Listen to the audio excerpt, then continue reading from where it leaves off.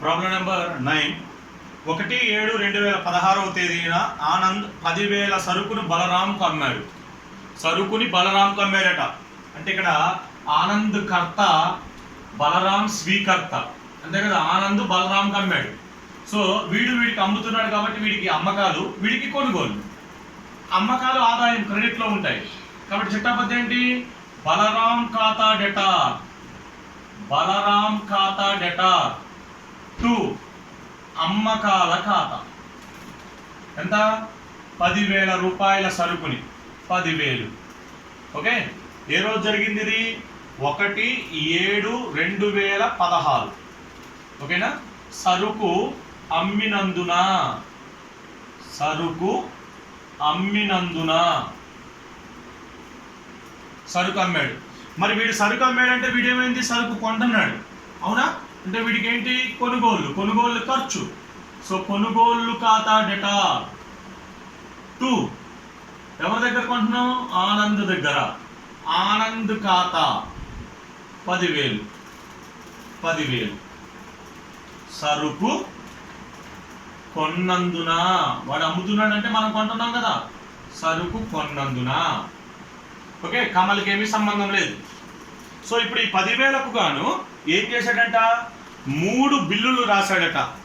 2,000 మొదటి బిల్లు, రెండవది 3,000, మూడవది 5,000. 3 బిల్లులు రాశాడు. అంటే వీడికి బిల్లులు వస్తున్నాయి కాబట్టి వసూలు బిల్లుల ఖాతా డేటా టు ఎవరి దగ్గర నుంచి వస్తున్నాయి? బలరాం. బలరాం ఖాతా 10,000. 10,000 ఏమేమి వస్తున్నాయి? మొదటి బిల్లు 2,000, రెండవ బిల్లు 3,000, మూడవ బిల్లు 5,000, మొత్తం కలిపి 10,000. ఓకే, బిల్లులు బిల్లులు వచ్చినందున, బిల్లులు వచ్చినాయి. వీడికి వస్తున్నాయి అంటే ఎవరు ఇస్తున్నాడు? వీడి ఇస్తున్నాడు. వీడి దగ్గరికి బిల్లులు పోతున్నాయి అంటే వీడికి చెల్లింపు బిల్లు. సంస్థ నుంచి పోయేదాన్ని క్రెడిట్ చేయండి, అవునా? ఎవరు తీసుకుంటున్నాడు? ఆనంద్ తీసుకుంటున్నాడు. సో చిట్టాపద్యం వస్తుంది ఇక్కడ. ఆనంద్ ఖాతా డెటార్ టు చెల్లింపు బిల్లుల ఖాతా. ఆనంద్ ఖాతా డెటార్ టు చెల్లింపు బిల్లుల ఖాతా 10,000. 10,000 బిల్లు ఇచ్చినందున, బిల్లు ఇచ్చినందున బిల్లులు ఇస్తున్నాం. సో వీడికి సంబంధం ఉందా? వీడికి ఎలాంటి సంబంధం లేదు. నెక్స్ట్, బలరాం అన్ని బిల్లులకు అంగీకారం తెలిపి ఆనంద్కు పంపాడు. మొదటి బిల్లు గడువు తేదీ వరకు ఉంచుకున్నాడు. అంటే మొదటి బిల్లు మన దగ్గరే ఉందంట, దానికి మళ్ళీ స్పెషల్గా చిట్టాపద్ది రాయక్కర్లా. 3/7/2016 తేదీన రెండవ బిల్లుని ఆనంద్ తన రుణదాత అయిన కమల్కు ఎండార్స్ చేశాడు. చూడండి, 3/7/2016 3వ తారీఖున ఒక బిల్లు, రెండవ బిల్లు ఏదైతే ఉందో 3,000 రూపాయల బిల్లు, ఆ రెండవ బిల్లు కమల్కి ఎండార్స్ చేశాడంట. అంటే కమల్కి ఇస్తున్నాడు. ఓకే, ఇప్పుడు మీరు ఆనంద్ పుస్తకాల్లో ఉన్నారు కాబట్టి మీరు ఆనంద్. సో ఏం జరుగుతుంది? మన దగ్గర బిల్లు మన దగ్గర నుంచి పోతుంది. ఎవరు తీసుకుంటున్నాడు? కమల్ తీసుకుంటున్నాడు. సో వ్యక్తిగత ఖాతా కమల్, వ్యక్తిగత ఖాతా ప్రకారం పుచ్చుకునే వ్యక్తిని డెబిట్ చేయండి. కమల్ ఖాతా డేటా టు బిల్లు ఆస్తి మన దగ్గర నుంచి పోతుంది. వాస్తవిక ఖాతా ప్రకారం సంస్థ నుంచి పోయేదాన్ని క్రెడిట్ చేయండి. వసూలు బిల్లు ఖాతా. ఓకే, ఎంత? 3,000 రూపాయలు. 3,000 రూపాయలు బిల్లు ఎండార్స్ చేసినందున, ఎండార్స్ చేసినందున. అర్థమవుతుందా? ఎండార్స్ అంటే ఏంటి? మనకు వచ్చిన బిల్లు యథాతథంగా ఇంకొకరికి ఇచ్చేయడాన్ని ఎండార్స్మెంట్ అంటారు. సో వీడి పుస్తకాల్లో చిట్టాపద్ది రాదు, అది వీడికి మధ్యలో జరుగుతుంది. ఇప్పుడు మీరు కమల్ పుస్తకాల్లో ఉన్నారు కాబట్టి మీరు కమల్ అంటే మీకు ఏమవుతుంది? బిల్లు వస్తుంది, అవునా? సో వసూలు బిల్లు ఖాతా డేటార్, వసూలు బిల్లు ఖాతా డేటార్ టు ఎంత అమౌంట్? టు ఎవరి దగ్గర నుంచి వస్తుంది? ఆనంద్ దగ్గర నుంచి. టు ఆనంద్ ఖాతా. ఓకే, ఎంత అమౌంట్? 3,000 రూపాయలు. బిల్లు వచ్చినందున, బిల్లు వచ్చినందున. రైట్, తర్వాత ఏమన్నాడు చూడండి. 3వ బిల్లుని 4వ తేదీన వసూలు కోసం బ్యాంకుకు పంపాడు. ఓకే, 4/7/2016 వసూలు కోసం బ్యాంకుకు పంపాడు, అంటే మన తరఫున వసూలు చేయమని బ్యాంకుకు పంపిస్తున్నాం. అంటే మన దగ్గర నుంచి ఏం పోతుంది? వసూలు బిల్లు పోతుంది. ఎందుకు వెళ్తుంది? వసూలు కోసం వెళ్తుంది. కాబట్టి చిట్టాపద్యం ఏం రాస్తాం? వసూలు కోసం బ్యాంకు ఖాతా డేటా, వసూలు కోసం బ్యాంకు ఖాతా డేటా టు వసూలు బిల్లు ఖాతా. ఓకే, ఏ బిల్లు? మూడవ బిల్లు. ఎంతది? 5,000. 5,000. ఓకేనా? బిల్లు వసూలుకు పంపినందున, వసూలుకు పంపినందున, వసూలు చేయమని పంపించాం. వీడి పుస్తకాల్లో చిట్టాపద్దు ఉండదు, వీడి పుస్తకాల్లో చిట్టాపద్దు ఉండదు, వీళ్ళిద్దరికీ సంబంధం లేదు అది. నెక్స్ట్ తర్వాత ఏమన్నాడు? గడువు తేదీన 3 బిల్లులు అనాదరణ పొందినాయి. మొదటి బిల్లు 3 నెలలు, రెండో బిల్లు 2 నెలలు, మూడో బిల్లు 3 నెలలు. గడువు తేదీన 3 బిల్లులు కూడా అనాదరణ పొందినాయి అంట. అందులో మొదట అనాదరణ పొందేది ఏది? రెండవ బిల్లు, అంతే కదా. మొదటి బిల్లు 2,000కి 3 నెలలకి రాశాడు. రెండవదేమో 3,000కి 2 నెలల బిల్లు. మూడవదేమో 5 నెలలకి 3 నెలల బిల్లు. అంటే మొదటిది మూడవది 3 నెలల గడువుతో రాశాడు. మొదటిది మూడవది 3 నెలల గడువుతో రాశాడు. రెండవదేమో 2 నెలల గడువుతో రాశాడు. కాబట్టి మొదట అనాదరణ పొందేది రెండవ బిల్లు. సో రెండవ బిల్లు ఎవరి దగ్గర ఉంది? ఎండార్స్ చేసిన బిల్లు, అవునా? ఎండార్స్ చేసిన బిల్లు అనాదరణ పొందింది. ఎండార్స్ చేసిన బిల్లు అనాదరణ పొందింది. దానికోసం ధృవీకరణ ఖర్చులు ఎంత అయినాయి అంట? 10 రూపాయలు అయినాయి. దానికోసం ధృవీకరణ ఖర్చులు ఎంత అయినాయి? 10 రూపాయలు అయినాయి. ఓకేనా? సో అప్పుడు చిట్టాపద్యం రాస్తాడు. ఫస్ట్ వీడి పుస్తకాల్లో, కమల్ పుస్తకాల్లో రాసుకుంటాడు. ఓకే, ఏం లేదు, అనాదరణ అంటే ఈ బిల్లు రివర్స్ రాయడమే. చిట్టాపద్దు రివర్స్ రాస్తే అది క్యాన్సిల్, అనాదరణ పొందినట్టు. అయితే అలా రాసేటప్పుడు ఇక్కడ వాడు ఎంత ఖర్చు పెట్టాడు? 10 రూపాయలు ధృవీకరణ ఖర్చులు పెట్టాడు. కాబట్టి ధృవీకరణ ఖర్చులతో కలిపి రాస్తాడు. ఇప్పుడు వీడు చిట్టాపద్యం ఏం రాస్తాడు చూడండి. వీడు ఏం రాసుకుంటాడు? వసూలు బిల్లు ఖాతా సారీ ఇది రివర్స్ అవుతుంది. ఆనంద్ ఖాతా డెటార్, వచ్చిన బిల్లు రివర్స్ చేసేస్తున్నాడు. అంటే ఆనంద్కి ఇచ్చేస్తున్నాడు. ఆనంద్ ఖాతా డెటార్. ఓకే,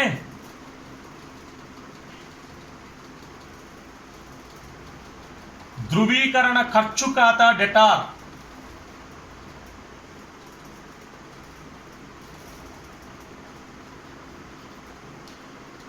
వసూలు బిల్లు ఖాతా.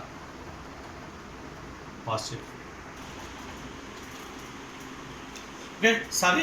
ఇక్కడ బిల్లు అనాదరణ పొందింది కదా, ఖర్చులు పెడుతున్నాడు. ఇది చూడండి, జాగ్రత్తగా వినండి. బిల్లు అనాదరణ పొందింది. అనాదరణ పొందినప్పుడు ఈ చిట్టాపద్దు బిల్లు వచ్చినప్పుడు ఉన్న చిట్టాపద్దు రివర్స్ రాస్తాం. అంటే ఆనంద్ ఏమవుతాడు? డెబిట్ అవుతాడు. సో ఆనంద్ ఖాతా డెటార్, ఆనంద్ ఖాతా డెటార్ టు వసూలు బిల్లు ఖాతా.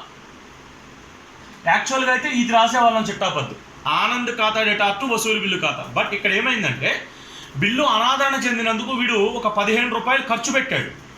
అంటే వీడి దగ్గర నుంచి ఏమవుతుంది? నగదు వెళ్ళిపోతుంది ఖర్చులకు సంబంధించి. కాబట్టి టు నగదు ఖాతా.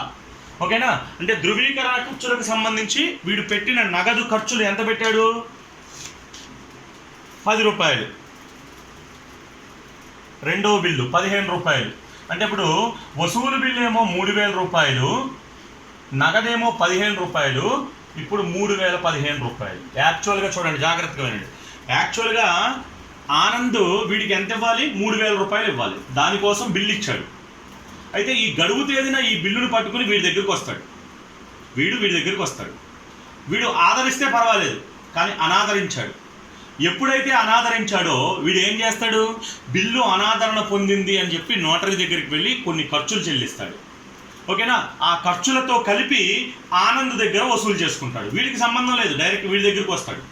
కాబట్టి చిట్టాపద్దు ఏం రాసాం చూడండి. ఆనంద్ ఖాతా డెటార్ టు వసూలు బిల్లు ఖాతా. అంటే మన దగ్గర ఉన్న బిల్లు మళ్ళీ ఆనంద్కి ఇచ్చేస్తున్నాం. దానికోసం మనం కొంత ఖర్చు పెట్టాం, అంటే నగదు మన దగ్గర నుంచి పోతుంది. ఇప్పుడు 3,015 రూపాయలు ఇవ్వాలి మనకు ఆనంద్. సో మీరు ఇప్పుడు ఇక్కడ రండి, ఆనంద్, మీరు ఆనంద్. సో ఇందాక చెప్పాను మీకు లాస్ట్ ప్రాబ్లంలో, ఎండార్స్ చేసిన బిల్లు కానీ బ్యాంకులో డిస్కౌంట్ చేసుకున్న బిల్లు కానీ అనాదరణ పొందితే దానికి ఏం రాస్తాం చిట్టాపద్దు అంటే అనాదరణ పొందింది. సో వాళ్ళకి మనం కట్టాలి. ఎవరికి? ఎండార్సీకి కానీ బ్యాంకుకి కానీ మనం కట్టాలి. మనం ఎవరి దగ్గర వసూలు చేసుకుంటాం? స్వీకర్త దగ్గర వసూలు చేసుకుంటాం. కాబట్టి ఎండార్స్ చేసిన బిల్లు అనాదరణ పొందిన, బ్యాంకులో డిస్కౌంట్ చేసిన బిల్లు అనాదరణ పొందిన చిట్టాపద్దు ఏం రాస్తాం? మనకి స్వీకర్త డబ్బులు ఇవ్వాలి. బలరాం ఖాతా డెటార్ టు ఎండార్స్ చేస్తే టు ఎండార్స్ అని రాయండి, ఎన్ఆర్సి అని రాయండి వాడి పేరు. ఒకవేళ బ్యాంకులో డిస్కౌంట్ చేస్తే టు బ్యాంకు అని రాయండి. ఇది ఎన్ఆర్సి చేసిన బిల్లు కదా, కాబట్టి ఎన్ఆర్స్ పేరు రాయండి టు కమల్. ఎంత? ఖర్చులతో కలిపి 3015. 3015 బిల్లు అనాదరణ పొందినందున బిల్లు అనాదరణ జరిగింది. సో ఇప్పుడు స్వీకర్త పుస్తకాల్లోకి రండి. సందర్భం ఏదైనా కానీ సమయం ఏదైనా కానీ బిల్లు అనాదరణ పొందితే వీడు ఒకటే చిట్టాపద్దు రాసుకుంటాడు. వీడి బిల్లు అనాదరణ చేయడం అంటే వీడి బిల్లు వీడికి వచ్చేస్తుంది.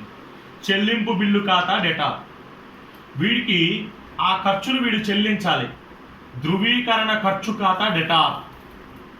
2 కర్త ఖాతా, ఆనంద్ ఖాతా. సందర్భం ఏదైనా కానీ ఇదే చిట్టాపద్దు. సో చెల్లింపు బిల్లు 3000, ఖర్చులు 15. 3015 బిల్లు అనాదరించినందున రైట్. నెక్స్ట్ మిగతా 2 బిల్లులు కూడా అనాదరణ పొందింది. అందులో మొదటి బిల్లు ఎవరి దగ్గర ఉంది? మన దగ్గరే ఉంది. ఆ బిల్లు కూడా అనాదరణ పొందింది.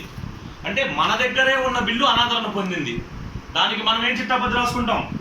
మన దగ్గర ఉన్న బిల్లు అనాదరణ పొందింది అంటే అనాదరణ ఖర్చులు ఎవరు చెల్లిస్తున్నారు? మనమే చెల్లిస్తున్నాం.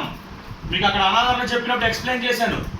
బిల్లు మన దగ్గరే ఉన్నప్పుడు ఖర్చులు కూడా మనమే చెల్లిస్తాం. అంటే నగదు మన దగ్గర నుంచే పోతుంది. ఆ నగదు మనం ఎవరి దగ్గర వసూలు చేసుకుంటాం? బలరాం దగ్గర నుంచి వసూలు చేసుకుంటాం, అంటే స్వీకర్త. అప్పుడు చిట్టాపద్దు ఏం రాస్తాం? బలరాం ఖాతా డెటార్. 2 వసూలు బిల్లు ఖాతా 2 నగదు ఖాతా. ఓకే, మొదటి బిల్లు యాక్చువల్గా ఎంత చూడండి. మొదటి బిల్లు 2000 రూపాయలు. దానికోసం మనం పెట్టిన ఖర్చులు 10 రూపాయలు. 2010 మొత్తం 2010. Okay, bill అనాదరణ పొందినందున